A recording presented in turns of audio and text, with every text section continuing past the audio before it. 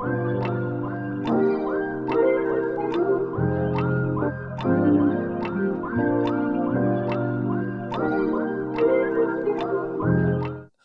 to the South by East podcast, where we talk about music, scriptures, and everything in between. Brail, tell us what we got in the intersection today. Man, you sent me this video, and I'm not gonna lie. Normally in the morning, if you send me stuff, I'm like, all right, okay, cool. I'll look and make sure it's not super important, like nothing pertinent. I'll jump in and do my Bible study. Today, my Bible study happened 15 minutes later because I had to watch this whole video. I was surprised actually when you told me you had. Well, I was like, oh, I expected you to just throw that on later Right, on. yeah, I was gonna, but man, I started it because I always want to make sure, like, hey, this is something I got to respond to right now. And so I started watching it, man, and it's this really engaging conversation. I love conversations where people come from two different sides of the aisle, and it was from Stephen A. Smith, and he was having a conversation with Chris Cuomo, and Chris Cuomo was having a conversation with Tucker Carlson, and then they were unpacking that together, and they were having a conversation about America and whether or not America is moving in the right direction, where under the Trump administration we're moving toward what has been labeled a meritocracy, where people are given positions based upon their character and their accomplishments and not based upon their gender or race. And so we've got a little clip from this. Make sure you watch the full conversation so you have the full context. But I felt like this clip pretty much represented their entire conversation because it was a lot of back and forth on the same things. Let's watch this together. Where were you when every institution decided to hire on the basis of sex and race, which is the opposite of the standard you're describing? Why did they do that? From my perspective, yes, it's an attempt to destroy the West. You said it yourself. What is America? You said it's a place where you can rise or fall on your own merits, and that's the one thing that's been destroyed. Was it destroyed when women were given the vote? Or when minorities were given the vote? Of course not. Okay, because there had been a system that was limiting. You didn't have minorities being given the opportunities because they were minorities. That was something that America wanted to correct because it is the opposite of equality. As you said, I'm just quoting you, my oracle. Thank you. That what it is to be an American is to participate in a system that judges you on the basis of what you do, yes, not on who you are, where you came from, what your parents did, or what they look like. Land of opportunity. Land of opportunity. Are you going to judge the person on the content of his character, the color of his skin? But you weren't judging them on his content genitalia. Of their character. And when you No, it's hard to know that. If you look at corporate studies of what diversity does to them, it increases productivity. You remove the restriction. There are no restrictions. That you won't hire them as often because of their why skin not just color? Then okay, I have a simple solution for this. It's called standardized testing, and it was created in order to solve the problem that you described, which is bias. It's like, okay, let's just pick people on the basis of their intelligence, their aptitude. It's an aptitude test, right? And that kind of worked actually. It elevated not just WASPs, but Jews and Catholics and Black people and everybody. And then at the apogee, that's a pretty representative sample of the conversation. So you have Chris, who's arguing from the perspective of DEI, diversity, equity, and inclusion, existed to reduce unfair hurdles, therefore creating a space where all people could be judged based upon the content of their character. And you have Tucker Carlson arguing from the perspective that DEI did not do that. It rewarded some people based upon their gender or their race, and therefore destroyed a meritocracy and destroyed the ideals of the West. John.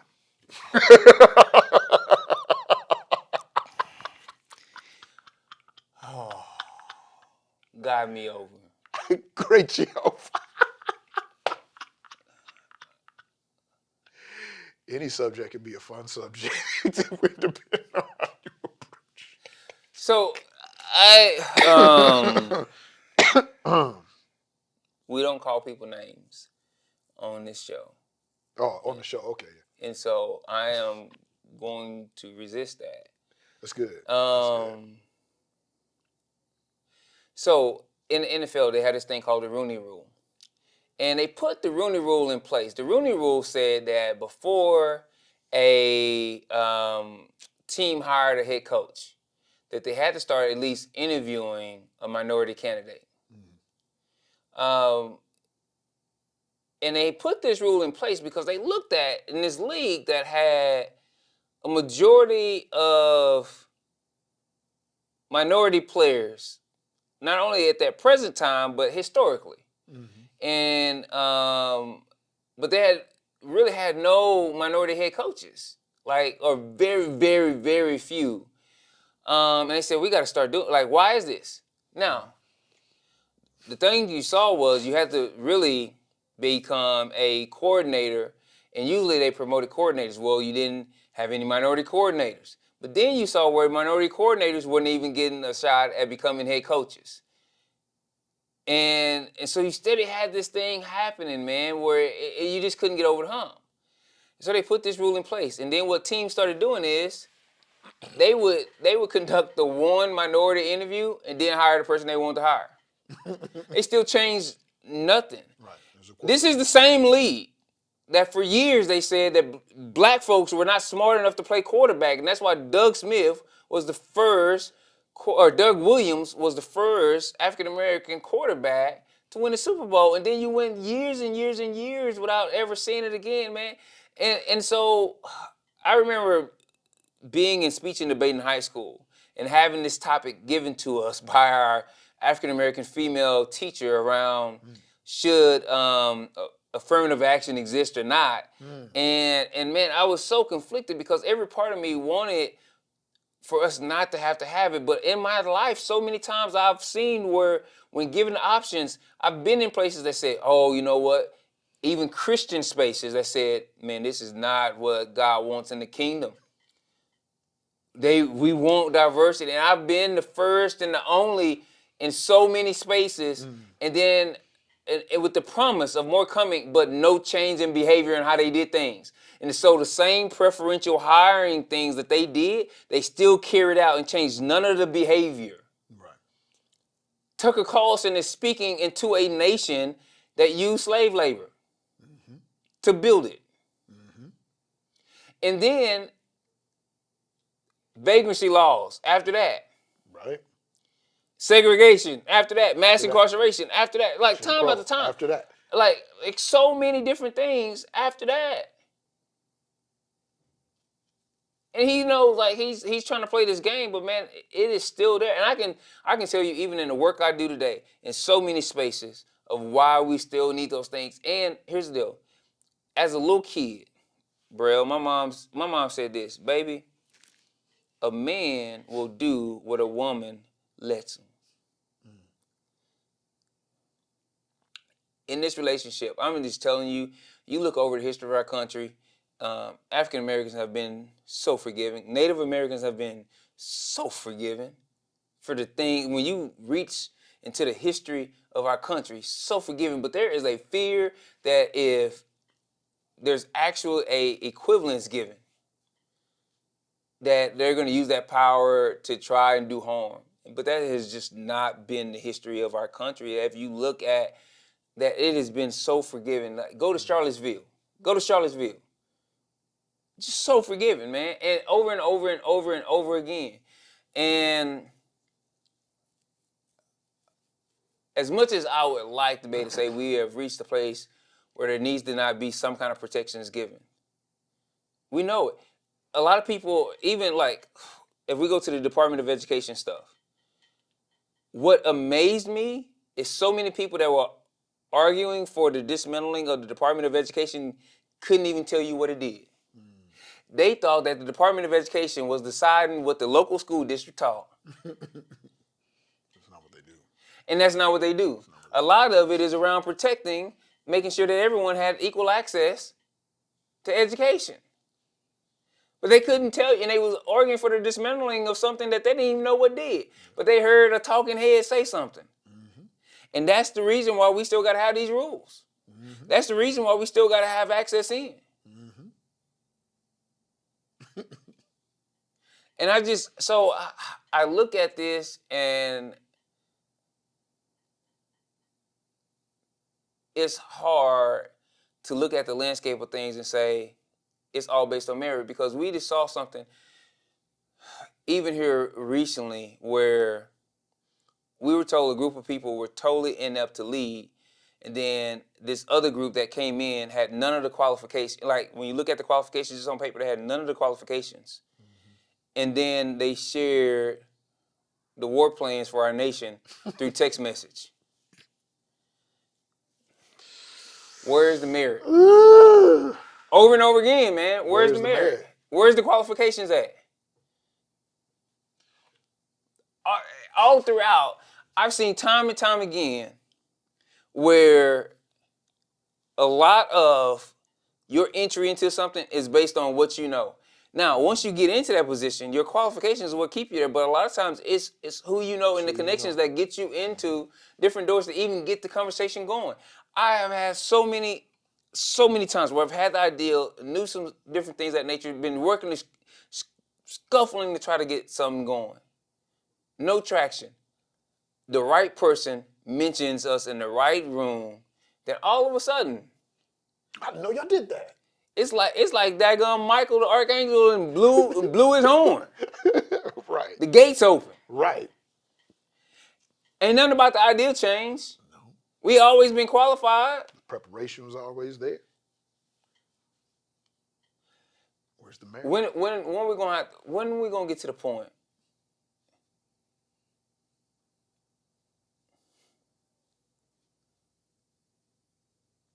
where for my next step to happen, we stop having people feel like they got to go in the room and talk for me. Like I can't talk for myself, and I have a master's degree. Mm-hmm. I'll tell you when we acknowledge that your experience exists, and that is why the work of this administration has been so damning and damaging. And I'm gonna tell you, I'm not going to play devil's advocate because Tucker Carlson is wrong. There's no way for me to sit on the side, but I will do this.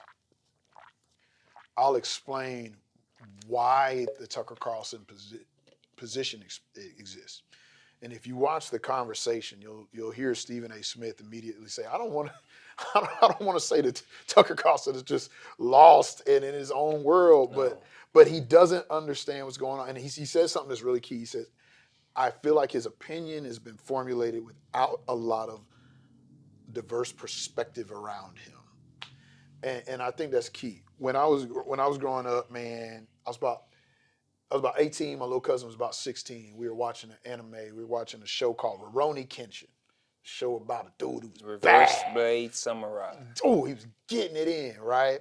And my little cousin said, 16 years old, he said, oh, no, I was probably 16, he's probably 14. My little cousin was like, man, if I had the power like that, I'd kill everybody I don't like. I said, oh, and me and my little cousin have fought before. I'm like, I would be dead because I'd be beating him up. Like I was like, I would be dead. And luckily, my little cousin did not have the power and opportunity to act upon his lack of perspective and bias. Throughout history, our majority brothers and sisters who have been in power have had the opportunity to act upon their lack of perspective and bias. And you add to that the fact that if you look through the country's history, racism didn't just creep up. Misogyny didn't just creep up. We actively promoted it and programmed it throughout our society. And I'm not talking tinfoil hat wearing stuff. I'm talking movies that promoted racism. I'm talking schools that promoted racism. Not specialized schools, the general education department that promoted racism. I'm talking businesses. I'm talking marketing dollars. I'm talking we spent billions upon billions of dollars to teach our society how we should look at black people and brown people and women. And I'm going to tell you this, when I was speaking with, I believe it was my wife at one point, we were just having a candid conversation. And I told her, I was like, man, what hurts me the most is I was at the gas station and there was a taller gentleman, African-American gentleman with dreads and a hoodie on next to me. And I looked at that gentleman, it was a cold day, I got out, he looked a little rough, and I got ready, I started thinking about what I would say if he attacked me. And I caught myself and I looked and there was a white gentleman standing right next to him then my mind didn't register as a threat. And I told my wife, I'm like, that's the insidious thing about racism in our country. It is ingrained. It is ingrown. It is programmed into us, and we have to recognize it in order to address it. I had no reason to think that this man was a threat, but I seen movies where people like him were a threat. I seen it on the news where people like him were a threat. And so it's programming. And until we recognize that programming exists, we won't understand why we need affirmative action. We won't understand why these DEI measures exist. And therefore, we can always say, if that bias doesn't exist, then there's no reason that these things should be there and we should have a meritocracy. And the final thing I'll say is this. The reason that you can tell that what is happening is not leading towards a meritocracy and instead is just what I've called reverse DEI is when you get a list from the government that says, hey, here are the words that you can't put on a grant. And you see BIPOC, Black, Indigenous, Person of Color. You see African American. You see Latinx. You see female. You see under-resourced. You see poor. You see poverty. You see DEI. What you don't see is male or white. But, bro, here's the deal. For me, it's not even a race thing. It's not. Because the same game is played with genders. Yeah, it's not. The same game is played with classes. I look at some different things. So I keep saying you can't have it both ways, right? When you know where I'm like, I'm not registered with any party, so I ain't got no dog in that fight. Mm-hmm. But when you have one group that says, well, we're for free speech, and that's why we got to do away with the safe spaces on colleges, because colleges are supposed to be our areas of free thought. But now that people are protesting Israel, they're taking away people's immigration status. Mm-hmm. I thought our colleges were our places for free thought and critical thinking and diving deeper into that stuff. And then now that the conversation is turned, here's the deal. I've been in so many situations where people say, man, we want to have this talk of reconciliation first. To reconcile, that means we have to first have conciliation. We have to first be on the same page, right, which we have never been. And then two, they'll say, well, but you're so angry when you talk. You can't talk like that. And we need to have the conversation here. And here's how we have to have the conversation. It sounds like you still want to be in control of everything. Mm-hmm. Mm-hmm. You still don't want to share power. You want to be in control of everything, but you want to feel good about the control that you have. I want us to return to status quo. I want us to return to programming, and I want you to stop complaining about it. But and here's what I keep telling when people say, we got to take this country back to when it was good to make it great again. And I'm like, fam, anytime you go back, I'm going to lose rights. So why do you keep saying that and think that it's not going to bother me? It does, because every time you go back, when do you want to go back to? Do you want to go back to when I couldn't vote?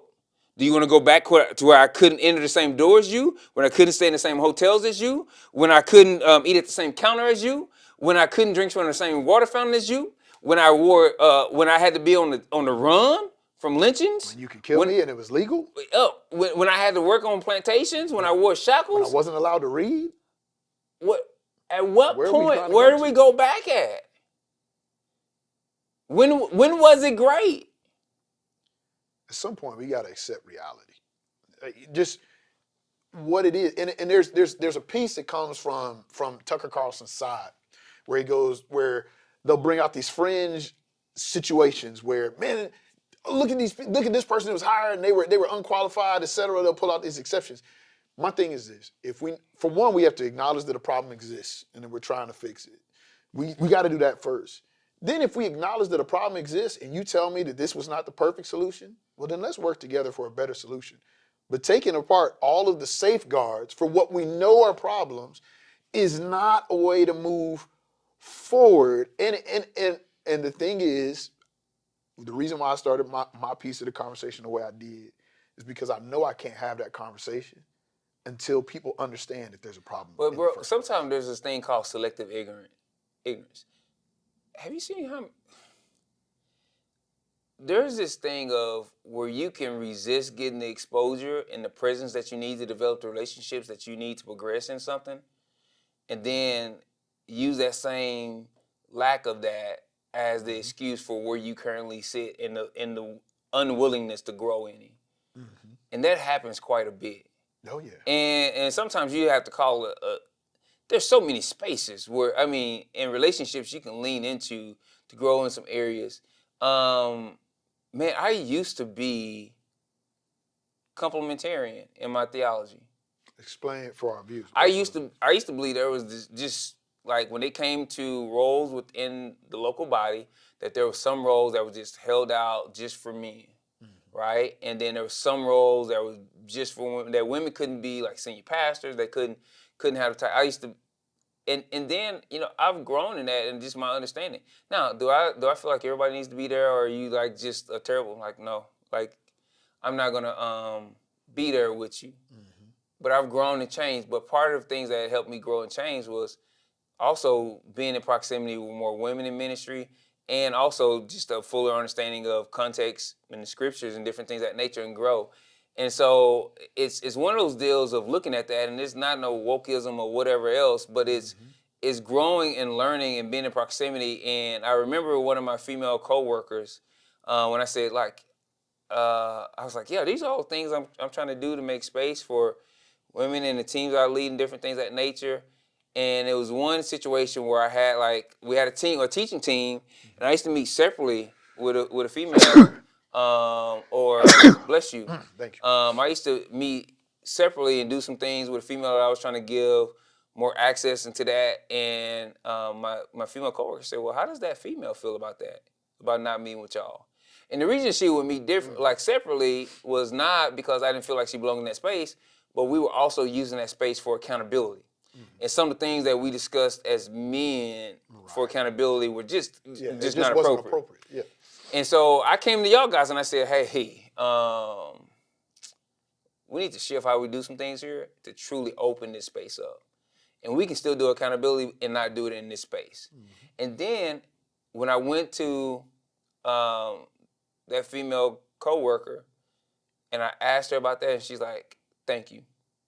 She said I wasn't gonna bring it up because I didn't know how to bring it up, but yeah, this does feel better to me. Look, I also had to do a lot of reading. I had to do some growth. I had to lean into some stuff. And you know what? You don't know. And I know everybody is on their journey, but man, I also had to look for some ways to lean into what I felt like I was ignorant on. Yep. And choose to grow and choose to deal with some attitudes I had about stuff in the past. Yep. You have to be willing to accept I may be wrong, and I have to want to grow. I have to want the best. But when it goes against, when it causes you to lose something, but I was about to say, here's the other deal. I had to deal with how some of the guys were gonna view me when I changed my position on certain topics, and I had to be willing to deal with it. And you know what? The people I was in proximity to were worth it. Yeah. And they still worth it. You know what? And the way I try to do relationships is I don't have to agree with you on every matter to be in relationship with you. Right? And man, we're just in a hard spot. We're in a hard spot with some of this. We got to start calling a spade though on some of this. We can't be, Man, there's something that you've been sharing, and if you got something else, we'll make sure we hit that. But for me, this is a good way to wrap up too. There's something that you've been sharing where a lot of things that I feel strongly about. We'll see that close to half the country disagrees with me on ways that the Trump administration has moved, et cetera. Yeah. And we have to face the fact that we may be wrong. We may be missing something. We may be missing some perspective, right? And they may be wrong because if there's a stark contrast, one is one, right? But it's like something you just said I think is really important. If you find that people around you that you care about and that you love and you respect, I'm not talking about people you don't know, you never come in contact with. People around you that you love, that you care about, that you respect, sit in a different place than you do on an important topic, on a topic that you feel is important. I think you have to ask yourself the question, are they worth it? Are they worth examining whether or not I might be wrong? Thing is, if you're right, thing is, if what you believe is true, then you will confirm that. You will confirm that. But if if maybe there's a perspective that you've missed and you treat that person with that value and bring them alongside you to learn from them, you'll gain that too. That's just something, man, I want to ask our audience to do. Man, what are the people around you that you disagree with, are they worth it? And I've dug in with some people that I thought were wrong, and I found out they were wrong. And we continue to lean in on our relationship and grow together. And there's been some time that I've grown and learned. Yeah, and what's like, just to clarify, like Brail will tell you, I've continually shared just in our private conversation and stuff, like, hey guys, this is us. Like, you know, there can be this comforting belief that only a small group of people are the people who are sharing things that you don't believe. Mm-hmm. When you look at just the numbers, this is us. As a country, as a nation. We before you can move and grow and even heal, you gotta have the recognition of, and just the reality of, this is us. Mm-hmm. And that's the deal. This is us. And okay, now what are we gonna do? And what's gonna be our what's gonna be our bigger identity? And right now, I gotta tell you, man, I'm so disappointed in the church, bro. Like the national church, like here in America, like I feel like we have been last on so many things we should have been first. Look at the civil rights movement. Look at the church. Look at slavery. Look at, like, man, so we have been last on so many areas where we should have been first. The scripture should have informed us so much more. When it comes to recognize the value in our sisters, we should have been first. Scriptures are clear. We should have been first. So often, we come last. Mm-hmm. And that's what the gospel tells us. It is disappointing and it's disheartening. And that is our nature. It is our nature to shy away from these beautiful things of God that are countercultural, that change everything. And when we finally get to them, we go, wow, this is great. But it is in our nature. And like I said, we have to accept that that's the problem so that we can start addressing it. Yes. so that we can start addressing it, man.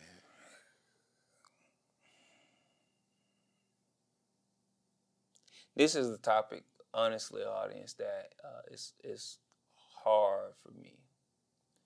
I've endured so many things, and I still go through so many things on this topic.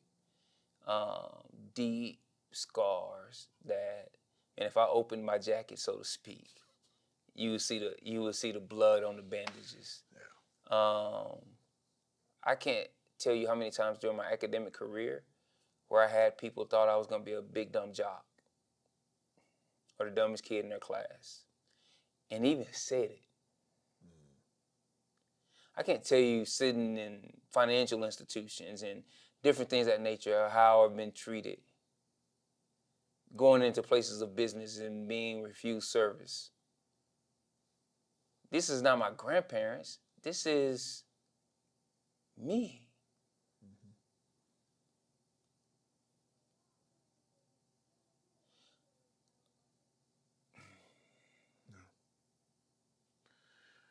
Are your people worth it? Let's continue this conversation. Man, we'd love to hear your perspectives, your positions, and even shifts that you may be making. Continue to comment, like, and subscribe. Make sure to follow us on your favorite podcast apps. We'll see you next time On the intersection.